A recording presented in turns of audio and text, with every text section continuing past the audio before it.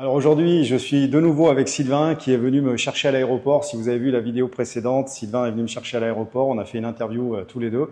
Et aujourd'hui, je suis dans un de ces appartements qu'il a acheté. Mais il n'a pas acheté normalement. C'est ce que tu vas nous expliquer un petit peu. Ça va être le sujet de cette vidéo parce qu'il a acheté l'appartement aux enchères. Donc voilà. Est-ce que c'est intéressant? Est-ce que c'est facile?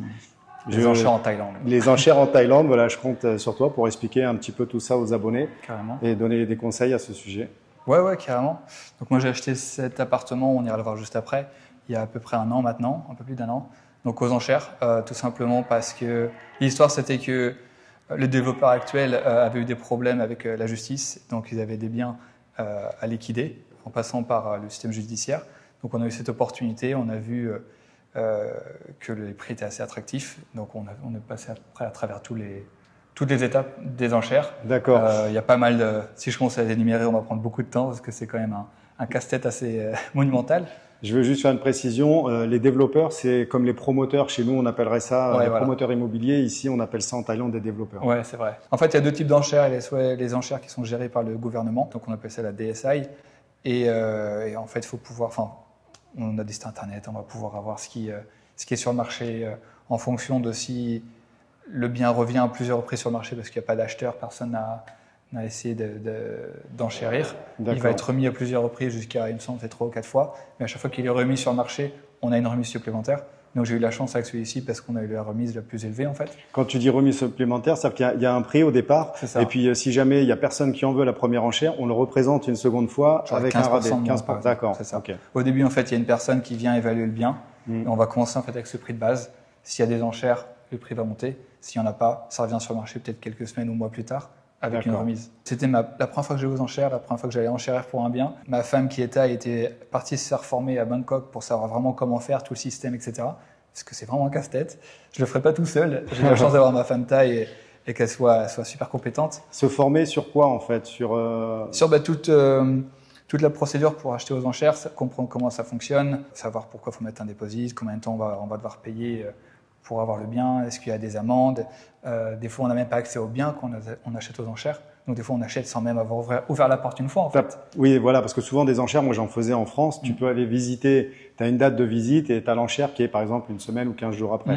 Donc là, il y a des fois… Non, celui-là, tu l'avais visité avant ou pas? Non, je l'avais pas visité. Je savais juste qu'il était dans ce bâtiment, donc je connaissais la localité. Je savais que c'était un appartement, il fait 30 mètres carrés. Donc, je me disais, le pire du pire, combien ça va me coûter si je dois tout refaire? 30 mètres carrés de surface.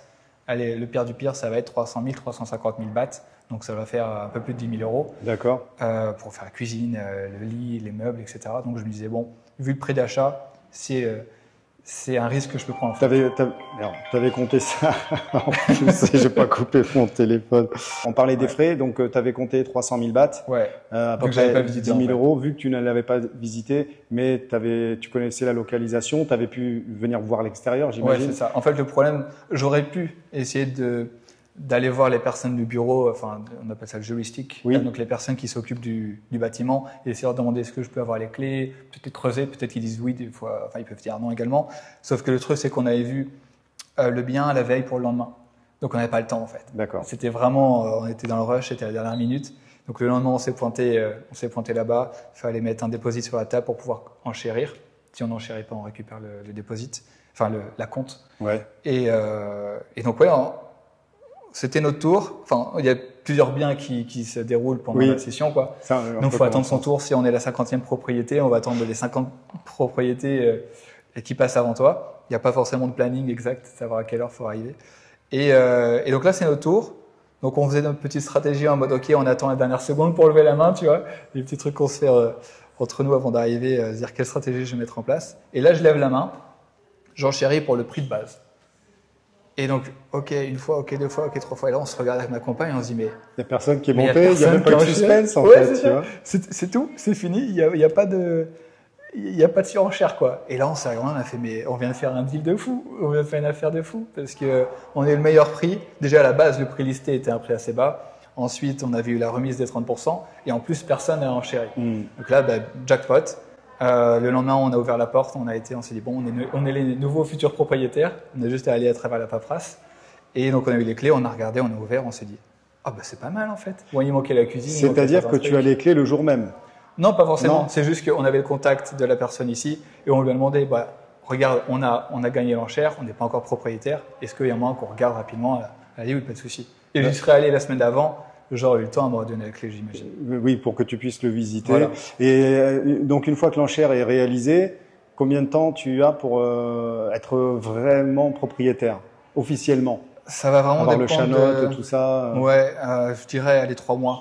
Si ça prend quand même 3 mois. Ouais, parce que dans les enchères, il y a plein d'étapes. C'est pas une procédure normale d'achat. Parce que c'est vrai qu'en Thaïlande, quand tu achètes une propriété, ça peut se faire en 2 semaines. Si tu achètes une entreprise, ça peut se faire peut-être en 1 mois et demi.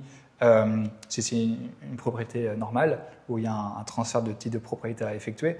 Mais là, c'est les enchères, donc faut attendre le côté, comment on dit en français, enfin bref, il y a toutes les différentes parties. Il y a plein de démarches administratives et voilà, ça prend 3 mois. Il faut aller à ce bureau-là, à l'autre, il faut payer ses amendes. Il y a des amendes à payer parce que forcément, si c'est aux enchères, c'est qu'il y a eu un problème. Sinon, ça ne serait pas aux enchères. Et ça, tu connais le montant avant justement d'acheter ou pas? Ça va dépendre également, ça dépend des biens. Des fois, oui, ils l'énoncent au moment de l'enchère. Des fois, ils disent que le prix n'inclut pas les différentes fines. Voilà, donc les amendes. En général, tu sais à peu près, parce que les amendes, c'est quoi? Elles viennent de quoi, les amendes? Ça peut être retard de paiement des frais de copropriété. Ça peut être la building tax, c'est la taxe foncière. Et ça, pour le coup, quand ça fait des années, forcément, ça s'accumule. Et donc là, il y a une certaine somme à payer. Ça va dépendre de ça fait combien de temps. D'accord.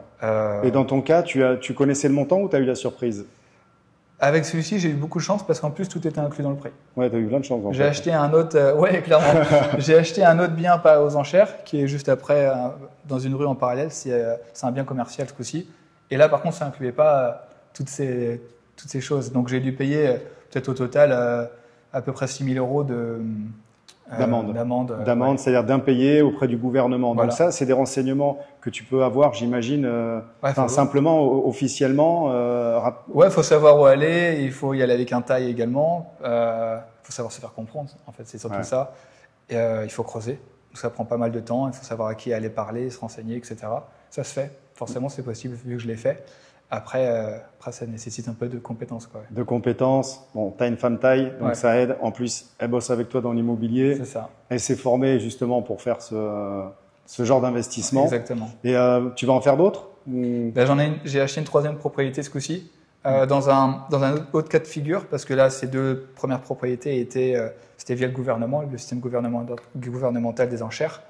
Et là, on passe par une banque. Il y a également les enchères via les banques. Donc, c'est juste que des propriétaires ont contracté un prêt auprès des banques. Ils ne peuvent pas le rembourser. Peuvent pas, voilà. Donc, là, ce n'était pas le cas. Je pensais que c'était cet appartement ici aujourd'hui. Ce n'était pas une vente aux enchères à cause d'une banque. Non, c'est vraiment du coup le promoteur qui avait fini de construire et qui s'est barré. Il s'est barré avec la caisse. Pour la petite histoire. Donc voilà, il y a tous ces trucs-là également à comprendre en Thaïlande. C'est pour ça qu'il ne faut pas non plus acheter à l'aveuglette. Il faut faire non plus confiance à tout le monde. On entend beaucoup de problèmes comme ça, tu vois, des arnaques. Donc c'est vrai qu'il faut vraiment être très, très vigilant. Il y en a plein, ils n'ont pas de dignité, malheureusement. Et voilà, c'est des choses qui arrivent. Donc c'est bien de creuser, c'est bien de faire ses recherches, c'est bien d'avoir quelqu'un sur qui on peut compter. Ouais, sur place, un bon avocat. Ouais, c'est ça, un avocat, ouais. On en parlait tout à l'heure, il y a des personnes qui ont déjà acheté sans forcément regarder s'ils avaient bien l'accès à la propriété, avec la route qui amène à leur propriété. On appelle ça la servitude. Et il y a des personnes, je ne sais pas comment c'est possible, parce qu'en général, tu achètes avec un avocat, mais ils n'avaient pas la servitude, du coup, à un moment donné, ils n'ont plus accès à leur maison. Donc ça, je ne sais même pas comment c'est possible en soi. Je ne sais pas qui n'a pas fait son boulot, j'ai jamais vu ce cas-là, heureusement, et je ne vois même pas comment on peut faire cette erreur, c'est tellement gros. Ouais, d'accord. Bon. Tu nous montres un petit peu l'endroit? Allez, on va voir les parties communes. Voilà, donc là, on avait le lobby, on arrive dans la partie des ascenseurs. Exact. On commence par l'appartement? Allez, on commence par l'appartement. Au 4e. Sexy? Sexy. J'avais entendu sexy, moi. Ça, c'est mon esprit mal tourné, tu sais. C'est un appartement que tu loues en Airbnb. Ouais. Ça aussi, tu vas me dire 2 mots justement sur le Airbnb. Parce que moi, je sais que on dit que c'est interdit en Thaïlande, tu vois. Les règles sont strictes. C'est pas interdit, mais c'est autorisé, mais plus de 30 jours. Tu vas parler de la rentabilité justement de cet appartement que tu as acheté. Tu vas nous donner donc les prix, tous les détails, combien ça te rapporte. comment tu peux le louer en Airbnb officiellement sur tu vas tout nous dire, je compte sur toi pour nous dire des chiffres. Tant que j'y suis, j'en profite, si vous n'êtes pas abonné, abonnez-vous, likez, commentez, partagez. Voilà, c'est bon, c'est fait. Le petit bouton juste en dessous. Le bouton juste en dessous, voilà. Bon, on va faire d'autres vidéos comme ça. Quand j'oublierai, tu pourras me compléter. Donc là, donc on a une surface de 27 mètres carrés au total. Si j'inclus le balcon, on va être à 29-30. D'accord. Donc on a tout refait grosso modo, parce qu'il n'y avait pas la cuisine à ce niveau-là. D'accord. Ensuite, on avait quand même le lit qui était comme ça, mais voilà, on a refait tout le revêtement des différents meubles, pareil, le canapé. Ouais. C'est vraiment tout propre, ça sent le neuf. Ouais, voilà, nouvelle clim, nouvelle, qu'on appelle ça, les serrures, les smart, les serrures automatiques. Les serrures électroniques. Électroniques, voilà. Donc on a mis à peu près.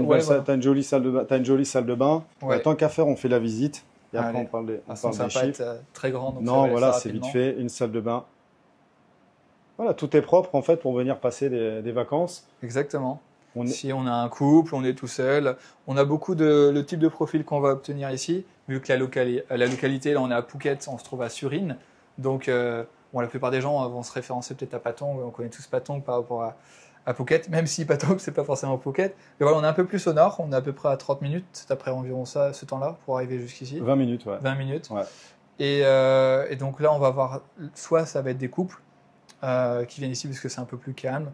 La plage, on va pas avoir le même, on va pas avoir, comment dire, on va pas rechercher la même chose en arrivant ici, et que si on séjourne à Patong, ici on vient pas forcément pour faire la fête, c'est qu'on va avoir un peu plus de calme. On a la plage qui est magnifique juste à côté. Apparemment, elle est magnifique parce qu'on a été perturbés. T'as vu, elle m'a dit non, mais la plage elle est trop belle. Je viens prendre mon maillot de bain. Et puis là, on a 10 minutes à pied, donc ça va. C'est vraiment à côté. On a pas mal de beach clubs, on a des bons restaurants internationaux dans le coin, donc c'est cool. Et donc on va également, les couples. On va voir également les fighters, les Muay Thai fighters, les combattants, parce qu'il y a beaucoup de camps de boxe. Donc ils viennent ici en fait. Ouais, ils viennent au mois par exemple. Et ils vont s'entraîner pendant un mois intensif dans les clubs de boxe. D'accord. Alors justement, là, tu viens de me parler d'un mois. Cette location, comment ça marche en Airbnb? Est-ce que tu loues un mois complet? Est-ce que quelqu'un veut louer moins? Tu peux louer moins?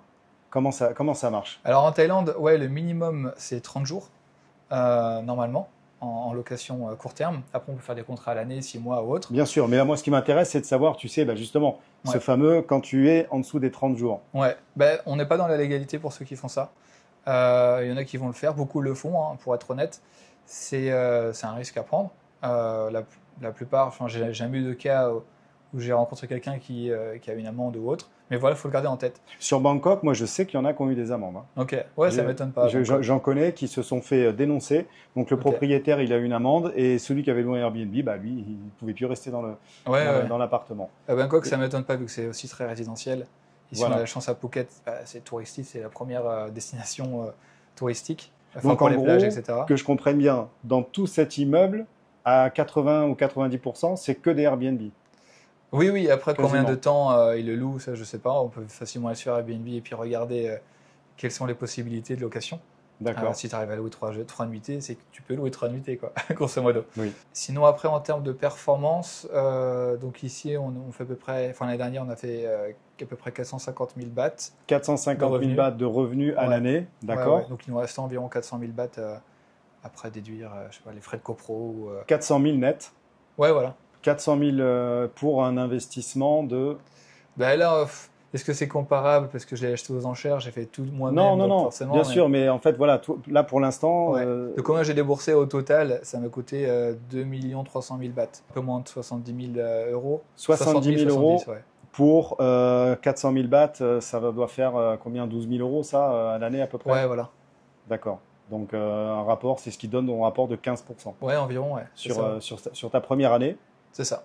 D'accord. Ouais, en plus, la première année, donc en plus, surtout quand on fait les locations, il y a le temps de gagner des commentaires, des avis clients. Donc forcément, plus le temps passe, plus ton listing a de la popularité. Et des gens peut-être qui peuvent revenir d'une année sur l'autre, qui t'appellent. Absolument, ça arrive également. Ouais. Qui peuvent même après t'appeler en direct, où il y a moins la commission. Ouais. Et vu qu'on a notre agence immobilière, on a également des demandes en direct qui nous demandent sans forcément passer par les plateformes. En fait, c'est vrai qu'il y en a beaucoup qui vont promettre des rentabilités assez surprenantes, surtout en tant que Français, où en général, si on se chope des 4% en immobilier en France, on est heureux. Ici, c'est qu'on a fait une mauvaise affaire. Mais voilà. Oui. Surtout sur Phuket. Bangkok, on n'en parle pas. Mais c'est vrai que Phuket, pour investir, et ce qu'il y a de bien quand on investit dans un condo, c'est qu'on peut être propriétaire.